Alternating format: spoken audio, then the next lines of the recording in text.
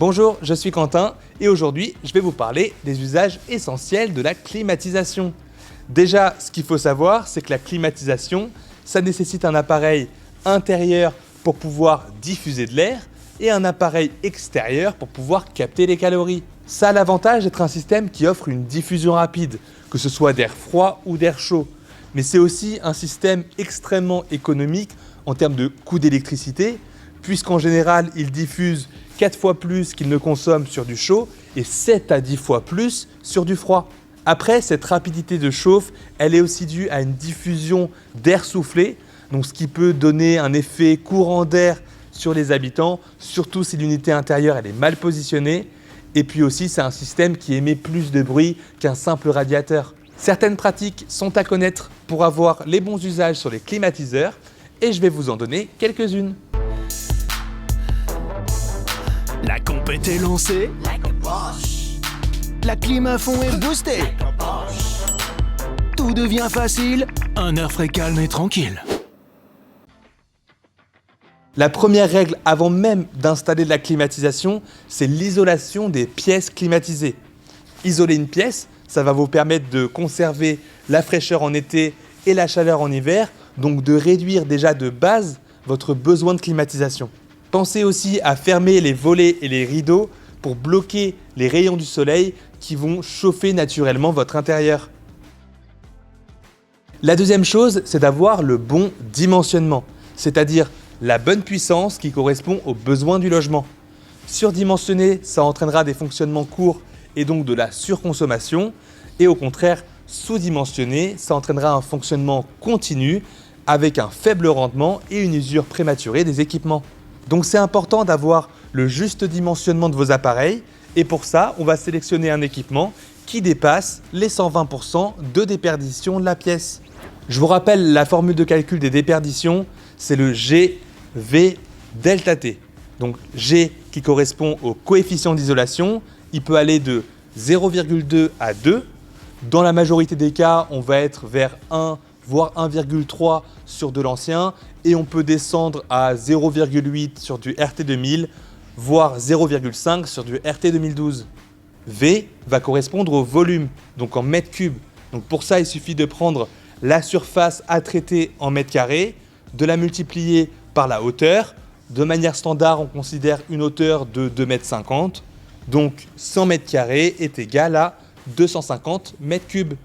Et le delta T, il correspond à la différence entre la température extérieure et la température intérieure.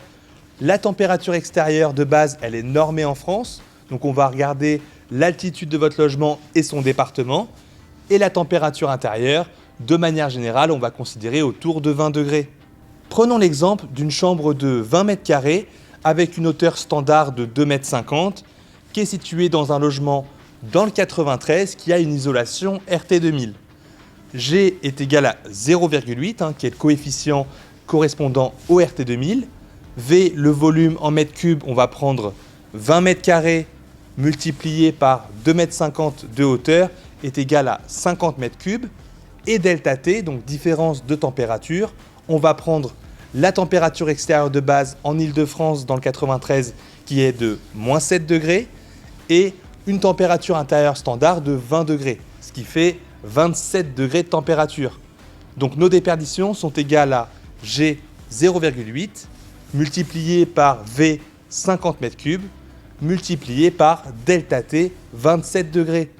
On multiplie le tout, ça fait 1080 watts, ce qui veut dire qu'on va choisir des équipements qui font au minimum 120% de ces déperditions, donc 1,3 kW à température extérieure moins 7.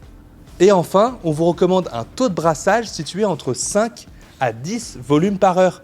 Le taux de brassage, ça correspond à la capacité de la machine à pouvoir renouveler l'air à l'intérieur et à stabiliser la température. En dessous de 5, l'air intérieur ne sera pas assez vite renouvelé, donc vous allez avoir des couches de température, plus chaud en haut et plus froid en bas.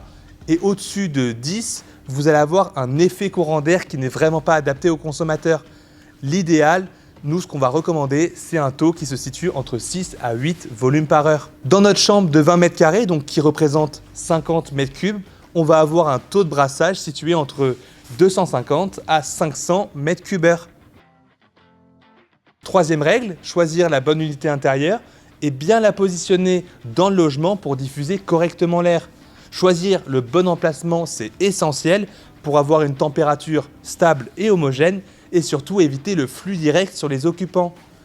Il ne faut surtout pas oublier non plus de prendre en compte les sources de chaleur à proximité, la solidité du mur et puis l'espace nécessaire pour pouvoir effectuer l'entretien.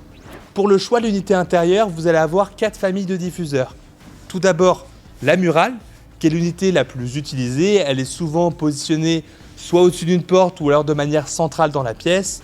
Elle est facile d'installation et c'est aussi la plus accessible niveau prix. Puis on a la console qui elle est positionnée en partie basse. Elle est tout aussi facile d'installation. Elle a une diffusion d'air en 2 parties, ce qui est un petit peu plus agréable pour le consommateur. Et puis surtout, elle vient souvent en lieu et place de vos anciens radiateurs. Le gainable, qui est un système un peu plus onéreux au niveau de l'installation, puisqu'il nécessite un faux plafond pour pouvoir positionner l'unité et les gaines pour envoyer l'air. Mais c'est un système qui vous offre un excellent confort thermique avec uniquement les grilles visibles. Et puis niveau acoustique, c'est extrêmement silencieux puisque le moteur il est situé dans le plafond. Et enfin, la cassette qui est elle un petit peu plus adaptée au tertiaire plutôt qu'au résidentiel puisqu'elle vient en lieu et place des dalles de faux plafond. Mais c'est un système qui diffuse très bien et puis de manière discrète. Une fois que l'on sait quelle unité intérieure choisir et où la positionner, on va la regarder au niveau de l'unité extérieure. Déjà, l'idéal, c'est qu'elle soit au plus proche des unités intérieures pour éviter d'avoir trop de longueur de câbles et de cuivre et ensuite de devoir mettre de la goulotte, ce qui est ni le plus simple ni le plus esthétique.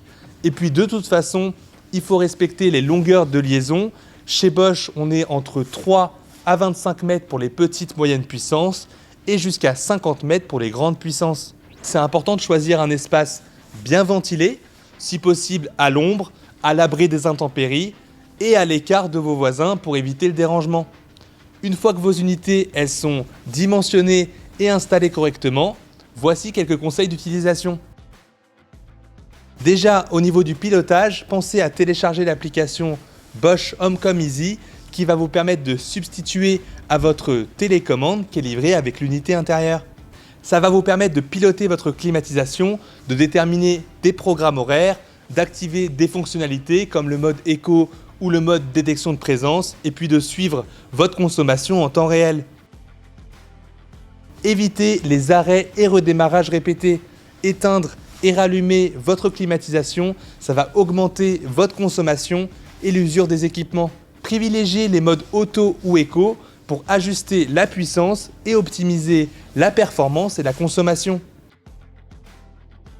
On vous recommande aussi de limiter l'écart de température entre l'intérieur et l'extérieur, limité à 7 à 10 degrés maximum, surtout en été. Régler trop bas en été ou trop haut en hiver, ça va provoquer des inconforts physiques, donc soyez vigilants. On vous conseille aussi d'orienter efficacement votre flux d'air, donc vers le haut en été puisque le froid va redescendre et vers le bas en hiver puisque le chaud va monter. Et je vous recommande aussi la fonction balayage 3D pour une meilleure diffusion de l'air et une température encore plus stable dans la pièce. Activez le mode déshumidification. Il y a peu de gens qui y pensent, mais c'est un mode très utile pour enlever l'humidité dans l'air sans trop baisser la température et donc vous prévenir de toute apparition de moisissures ou d'allergènes. Passez en mode silence la nuit, donc pour diminuer votre débit d'air, réduire le bruit et la consommation et donc vous assurer un sommeil paisible. Et enfin, entretenir l'unité intérieure et l'unité extérieure. Et en tant que particulier, vous pouvez déjà agir. Vous pouvez nettoyer les filtres 2 à 4 fois par an, vérifier l'évacuation des condensats et enlever les débris du ventilateur de l'unité extérieure. Également, grâce à la technologie iClean de chez Bosch, vous avez la possibilité de nettoyer l'unité intérieure en un clic. Cette fonctionnalité, elle va permettre de givrer et dégivrer l'unité intérieure, ce qui nettoiera automatiquement l'échangeur de chaleur. N'hésitez pas à l'utiliser 1 à 2 fois par an. Pour le reste, je vous recommande de faire vérifier votre climatisation par un professionnel certifié. Voilà, c'est tout pour aujourd'hui. Donc je vous dis à bientôt pour une prochaine vidéo.